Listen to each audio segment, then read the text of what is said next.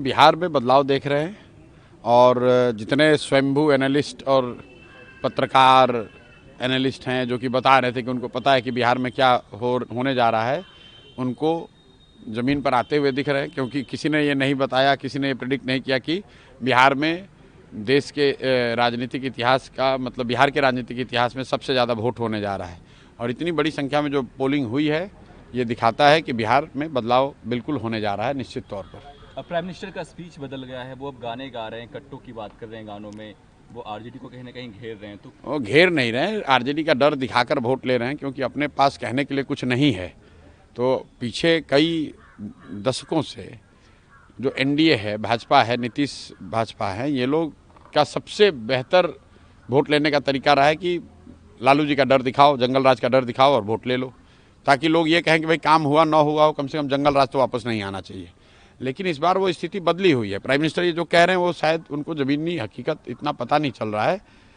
अगर आप ये कह रहे हैं कि जंगल राज नहीं आना चाहिए, तो लोग कह रहे हैं ठीक है नहीं आना चाहिए, लेकिन आप क्यों आना चाहिए, जनसुराज आना चाहिए। विकल्प तो एक नया दूसरा है। जब विकल्प नहीं था तब वो प्राइम मिनिस्टर की बात ठीक थी, तब वो काम भी करता था। इस बार वो काम नहीं कर रहा है। राहुल, आप देखिए कि जो प्रवासी मजदूर है, आप लोग तो गाँव देहात में यहाँ ज़मीन पर आज पत्रकारिता कर रहे हैं, आप लोग जरा जाकर देख लीजिए कि प्रवासी मजदूर किसको वोट कर रहा है। कल तक तो एनडीए को वोट कर रहा था, वो तो मोदी कर रहा था, आज तो वो नहीं कर रहा है। वो तो बिहार में फैक्ट्री रोजगार चाह रहा है, और अमित शाह कह रहे हैं कि बिहार में तो फैक्ट्री के लिए ज़मीन है नहीं। तो इसका मतलब है कि आने वाले सालों में भी बिहार में फैक्ट्री नहीं लगेगा। अमित शाह ने खुद कह दिया, तो बिहार का युवा उनको क्यों वोट देगा। अगर फैक्ट्री लगाने के लिए सिर्फ गुजरात में ही ज़मीन है, तो फिर बिहार का युवा क्यों वोट उनको देगा यहाँ।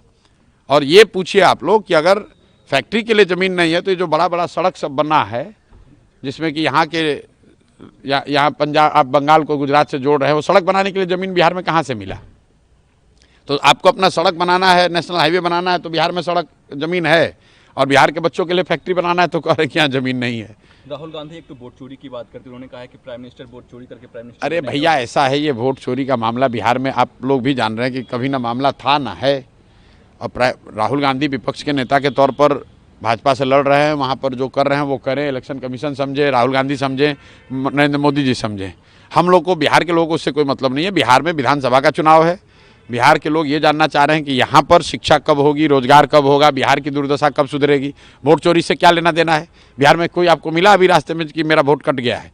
जब किसी का वोट कटा ही नहीं है तो क्या आप वोट चोरी बात किए जा रहे हो। भाई, वोट चोरी का मामला है अपना दिल्ली में, अगर मामला है इलेक्शन कमीशन को घेरिए, सुप्रीम कोर्ट में जाइए, देश भर में एजिटेशन कीजिए। बिहार के इलेक्शन को क्यों हाईजैक कर रहे हो उसमें। राहुल गांधी परसेंटेज बढ़ने का जो मामला है, रात में दिखाया जा रहा है, तो ट्रेन से प्रवासी मजदूरों को स्पेशल ट्रेन और टिकट देके भेजा जा रहा है, इसको लेके क्या कहते हैं। भेजा जा रहा था। जब एनडीए को, भाजपा को लग रहा था कि प्रवासी मजदूर आकर उनको वोट देंगे, तो उन्होंने 12,000 ट्रेन चलाने की बात कही, 20% डिस्काउंट की बात कही। लेकिन जब लोगों ने ये पाया कि जो प्रवासी मजदूर आ रहा है वो तो भाजपा के खिलाफ वोट कर रहा है, बदलाव के लिए वोट कर रहा है, जनसुराज के लिए वोट कर रहा है, तो आपने छठ के दौरान देखा कि बहुत सारी ट्रेनें जो स्पेशल ट्रेन के तौर पर वादा किया गया था, वो ट्रेन खुली भी नहीं है। इनफैक्ट अभी तो कल तक प्रवासी मजदूर आ रहे हैं। भाई, कल मैं आ रहा हूँ जिस इलाके से, कल मैं भागलपुर में बांका में था, वहाँ पर कल एक जगह पे लोग बता रहे 15,000 लोग आए हैं जो छठ में नहीं आ पाए। लोग, प्रवासी मजदूर, युवा बिहार का इस बार इतना डिटर्मिन्ड है कि छठ के बाद कल तक लोग अभी आ रहे हैं वोट करने के लिए। हर हालत में लोग बदलाव चाहते हैं। और बिहार में इस बार चुनाव में महिला एक्स फैक्टर नहीं है, बिहार का युवा एक्स फैक्टर है, बिहार का प्रवासी मजदूर एक्स फैक्टर है। क्योंकि वो अपने घर की महिला को बता रहा है कि वोट इस बार किसको देना है। 10,000 रुपये के लालच में अगले 5 साल का भविष्य नहीं बेचना है। तो नीतीश कुमार का ये दाव उल्टा पड़ने वाला है, क्योंकि लोग पैसा तो लिए हैं लेकिन उनके कहने पर वोट नहीं देंगे। ये फ़र्क आप समझिए। पहले के चुनाव में ये लोग छठ मनाकर चले जाते थे, फिर महिला अपने हिसाब से वोट करती थी। इस बार ये मजदूर, ये युवा साथी घर में बैठे हुए हैं, और वो न सिर्फ अपना वोट कर रहे हैं बल्कि अपने परिवार की महिलाओं से भी वैसे ही वोट करा रहे हैं, अपने घर वालों से वैसे वोट करा रहे हैं जो उनको उचित लगता है।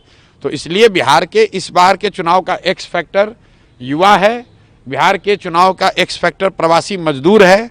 और 14 तारीख के रिजल्ट में आपको दिखेगा। कोई आदमी अगर इसको इग्नोर कर रहा है तो उसको 14 तारीख को वो बहुत परेशानी का सामना करना पड़ेगा। चुनावी मैदान से दूर क्यों, इलेक्शन क्यों नहीं लड़ रहे? हम कहाँ पर हैं? हम बिहार में चुनाव नहीं हो रहा है।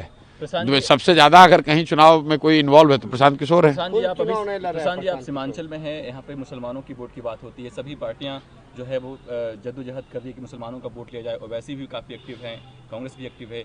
बातिलों के साथ जिन लोगों ने आपके बच्चों का जीवन बर्बाद किया है उनके साथ खड़ा मत होइए।